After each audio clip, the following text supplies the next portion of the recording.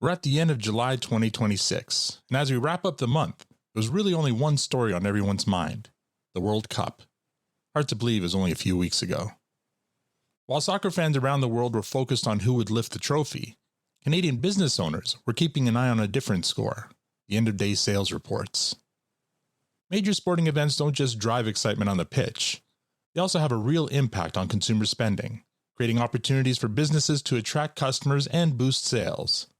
To help us break down what Canadians were spending on and what business owners can learn from it, we're joined by our resident sports and data expert, Sean McCormick. It's important to stay on top of these trends. Why? Because it's just good business.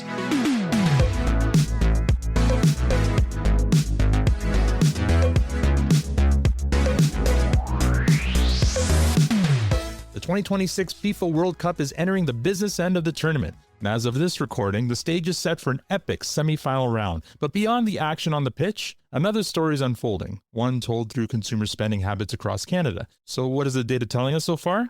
Well, joining us today is Sean McCormick, VP of Business Development at Moneris Data Services. Sean and his team analyze spending trends to uncover how major events like the World Cup influence where Canadians shop, dine, and spend their money. Sean, thank you once again for joining me on Just Good Business. Good to see you, brother. So you and your team have been closely monitoring consumer spending throughout this World Cup. Where have we seen the biggest impact in terms of spend? The biggest impact has come from foreign tourism. And when it comes to the spending impact that we analyze, Moneris Data Services, we saw a 34% increase. I'm talking about restaurants in particular. There are a couple of different categories, but I like to focus on restaurants because that's where tourists spend money. You go away on a vacation anywhere, you're going to eat in restaurants and stay in hotels. So there's two things you're going to spend money on for sure. Hotels was up 18% based on foreign spend, and restaurants was up 34% foreign spend. So again, there's both of those boxes ticked. Okay.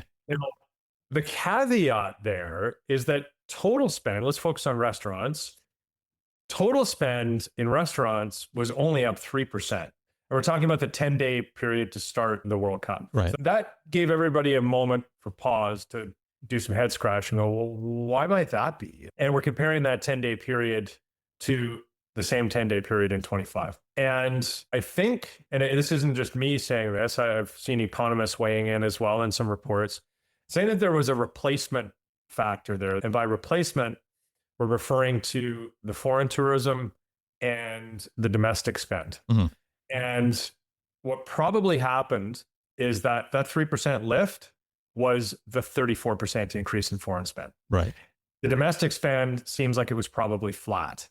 And that's probably because people chose to maybe stay away because they thought that domestic tourism was going to be crazy. And they just decided, you know what, let's hand the city over. Let's hand downtown over for a few days, let them have their fun. And you know, we can do our thing wherever. So that is likely what happened. So yeah, that's really the state of affairs is we had a massive spike in foreign spend, but overall, the total economic impact may have been muted. And this is real early stages as well. Like we're talking, a couple of weeks after. It's going to be 6 to 12 months until all of the factors are considered, sales tax revenue right across the board, for example. It's going to take some time for the forensic accounting to happen. Now, you probably touched on it right there when you talk about foreign spend being the difference, but the World Cup is a unique event. The impact seems very different from festivals and concerts. I mean, I'm thinking the Taylor Swift effect from a couple of years ago. Right. Why do you think that is? And is it just the big difference is the foreign spend?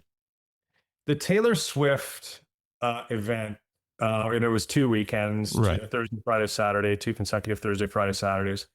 She's in a category all by herself, right? She's not a sports event. You can't even really compare that Eras tour with any other tour out there. Her fans are fanatics. Like that's what fans short for, right? They are fanatics. The YOLO effect for Taylor Swift is far greater than the World Cup. And I'll give you context. How many times is the Taylor Swift Eras tour going to happen? Right, just the once, Once over like a 6-month period. It happens once. World Cup happens every 4 years. Yeah. And the Taylor Swift fans, they went and they bought clothes and they bought jewelry and they stayed in hotels and they went for brunch, et cetera. That was the experience. Mm-hmm. The experience of the World Cup, and think about this for a second. I talked about the Croatian fans marching over from Liberty Village with their flag. Yeah. So that's part of the experience of going to a World Cup game cheering for Croatia. You're spending $0 marching 10 blocks with a flag over your head. Right. There's no spending impact to that. So it may be a little bit unfair even to compare World Cup spend to the Eras Tour spend. Now, I mean, as a business owner, how do you think they can capitalize on these kinds of opportunities in the future? Well, I think it always boils down to, timely promotions and good customer experience. Mm-hmm. Good customer experience is a 12-month-a-year job for merchants. Any merchant, knows that. I'm not telling them anything they don't already know. Promotions are an interesting one, right? Like, there's margins to take care of, and I'm sure you got a viable business, but there's a risk to be taken there when you're just considering promotions. Right. If you think that you've got customers in your store or your restaurant you haven't had there before, maybe you got to get them in there with a lost leader. Maybe you got to get them in there for $5 pints. Right. Maybe you got to get them in there with an $11 club sandwich. Because when you host a community event, and I talk to community event organizers all the time, they want to measure the lift of their event.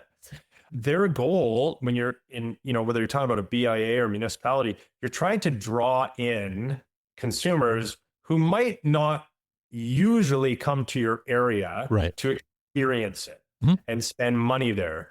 So you want to give them a reason to spend some money, which buys an experience, and hope that they're going to come back again for that experience. And if I go into a pub and I see that it's a World Cup special, $5 pints, I understand as a consumer that that's a World Cup special. And if I'm in the bar or the pub or whatever, and I'm having a great time and I realize that there's 60 big screen TVs and high back chairs, it's got everything that I want, I don't expect that $5 pint the next time I come back. I expect the same customer experience. Yes. And I'm probably expected to pay a little more for that customer experience. So it's a risk and reward. And, I get back to what I said before. Customer experience and timely promotions is probably the key to success. All right, Sean, before we get to the work your team does, there's 4 teams left. Let's play some prognosticator here. Now, by the time this interview goes out, the games will have been played tomorrow. So I want to ask you about these 2 games. Tell me who your favorite is to win it all. It's hard. I mean, Leo Messi is you talk about phenomenons, Taylor Swift and Leo Messi, right? What a combination. I mean, the guy is just, he just doesn't quit. I don't need to say that the Argentinians, soccer fans, any more confidence than they already have.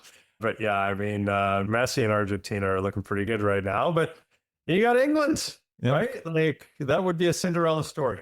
That would be a big story, but I think Mr. Maradona will be very happy with your pick. Yeah, I'm sure he would. No, Sean, who cares about such things? Right, yes. Well, why not?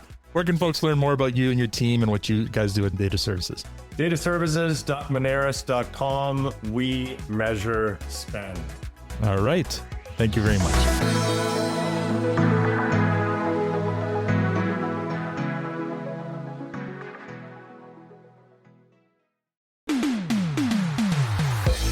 That's our show for this month. As always, check out the show notes for links to everything we discussed in this episode. If you have a business question you'd like us to tackle on a future episode, email us at podcast@moneris.com. We'd love to hear from you. You can also watch video versions of our interviews on the Moneris YouTube channel, so be sure to subscribe to catch each new episode as it's released.